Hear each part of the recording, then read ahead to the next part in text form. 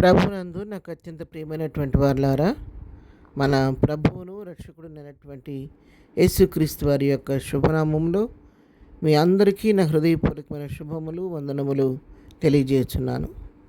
ఉదయకాల సమయంలో దేవుని వాక్యాన్ని ధ్యానం చేసుకుందాము. ఈరోజు వాక్య ధ్యానము కొరకు మనం తీసుకున్నటువంటి లేఖన భాగము మత్తయి సువార్త 10వ అధ్యాయం 16వ వచనం చదువుకుందాం. ఇదిగో, తోడేళ్ల మధ్యకు గొర్రెలను పంపినట్టు నేను మిమ్మల్ని పంపుచున్నాను. కనుక పాముల వలె వివేకులను, పావురముల వలె నిష్కపటులనై ఉండుడి. ఆమెన్.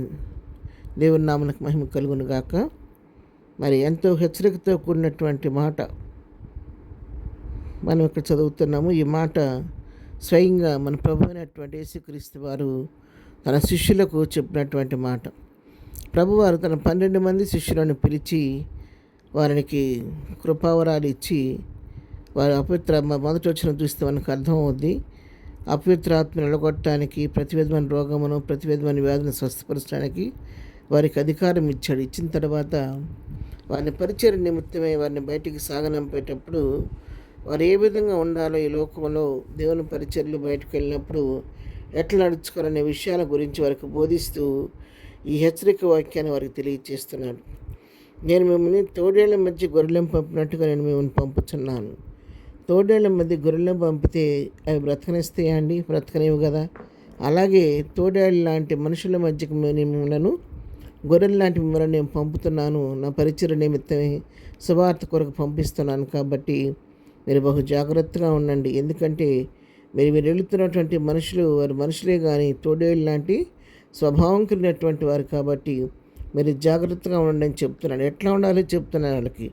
మీరు పాముల వలె వివేకము కలిగి ఉండండి, పావురముల వలె నిష్కపటులనై ఉండండి. పావురమును వలె నిష్కపటులుగా ఉండమంటున్నాడు. పావురం అనేది చాలా నిష్కల్మషమైనటువంటి, నిష్కపటమైనటువంటి పక్షి. మరి ఏ పక్షికైనా కూడా లోపల చేదు అనేది ఉంటుంది, కానీ పావురానికి మాత్రం లోపల చేదు అనేది ఉండదంటండి. అది ఎంతో పరిశుద్ధమైనటువంటి, పవిత్రమైనటువంటి పక్షి అంట. అంతేకాదు, దేవుని వాక్యంలో కూడా మనం గమనించినట్లయితే పావురాన్ని పరిశుద్ధాత్మక సాదృశ్యంగా కూడా ఉపయోగించినటువంటి మన సన్నివేశాలు కూడా మనకు తెలుసు. ప్రభువైన యేసుక్రీస్తు వారు యోర్దాను నదిలో బాప్తిసం పొంది బయటికి రాగానే పరిశుద్ధాత్మ పావురాకారంలో వచ్చి అతని మీద వ్రాలినట్టుగా మనం చూస్తూ ఉన్నాం. ఆ పరిశుద్ధమైనటువంటి పావురం వలె మీరు లోకం ఉన్నప్పుడు మీరు నిష్కల్మషులుగా, నిష్కపటులుగా, పావురం వలె స్వచ్ఛంగా ఉండండి. అయితే ఒకటి మాత్రం మర్చిపోవద్దు, వివేకం కలిగి ఉండండి. పాము ఎంత వివేకంగా ఉంటుందో అంత వివేకం కలిగి, పాములు వివేకం కలిగి ఉండండి. అవివేకులుగా ఉండవద్దు. మీరు అలా ఉంటే కనుక మీరు చాలా నష్టపోతారు. కాబట్టి ఒక పక్క మీ పరిశుద్ధతను, మీ పవిత్రతను కాపాడుకుంటూనే, పావురాల వలె పరిశుద్ధంగా జీవిస్తూనే పాముల వలె వివేకంగా ఉండండి. ఎందుకంటే మనుషులను గురించి మీరు జాగ్రత్త పడండి. తోటేళ్ల స్వభావం కంటే మనుషులకు పంపిస్తున్నాను. కాబట్టి బహు వివేకం కలిగి మసులుకోండి అని చెప్పి తన ప్రియ శిష్యులను ప్రభువారు హెచ్చరిస్తున్నట్టుగా మనం ఇక్కడ చూస్తున్నాం. నిజమే పిల్లరా, మనం చుట్టూ ఉన్నటువంటి ప్రజలు అనేక రకాల స్వభావాలు కలిగినటువంటి ప్రజలు, అనేక రకాల మనస్తత్వాలు గట్రా మనుషుల మధ్య మనం నివసిస్తుంటాం. కాబట్టి మనుషులు వీళ్ళ మధ్యలోకి వెళ్ళినప్పుడు మనం బహు జాగ్రత్త కలిగి ఉండాలి. ఎందుకంటే మరి ముఖ్యంగా ప్రభువుని ధరించుకున్న మనం ప్రభు పేరిట సువార్త కొరకు బయటకు వెళ్ళినప్పుడు నిజంగా తోడేళ్ళ స్వభావం గల మనుషులు మన చుట్టూ ఉన్నప్పుడు మనం బహు జ్ఞానంగా ప్రవర్తించాలి. మన పరిశుద్ధతను కాపాడుకుంటూనే వివేకం కలిగి, పావురం వలె యుక్తి కలిగి, వివేకం కలిగి ఉండమని దేవుని వాక్కి సెలవిచ్చినట్లుగా ఆ విధంగా వివేకంగానే మన యొక్క భక్తిని, విశ్వాసాన్ని కాపాడుకుంటూ, మన కలిగిన పరిశుద్ధతను కాపాడుకుంటూ ప్రభు రాకడ కొరకు మనం ఆయత్తపడాలి. ప్రార్థన.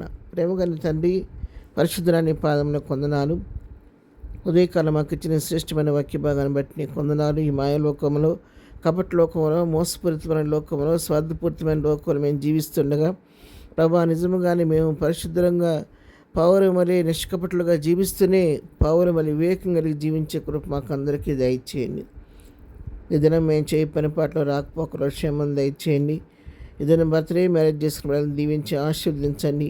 బలహీనలు ముట్టండి, స్వస్థపరచండి, దుఃఖంలో ఓదార్చండి, సమస్య నుండి వారిని విడిపించి ప్రతి వారి పట్ల కృప విస్తరింపచేయమని ఇదని దీవంతో నింపి నడిపించమని యేసునామములో ప్రార్థించడిగి పొందుకొని ఉన్నాము తండ్రి. ఆమెన్. ప్రభు కృప సదాకాలం మనందరికీ తోడే నడిపించనుగాక. ఆమెన్.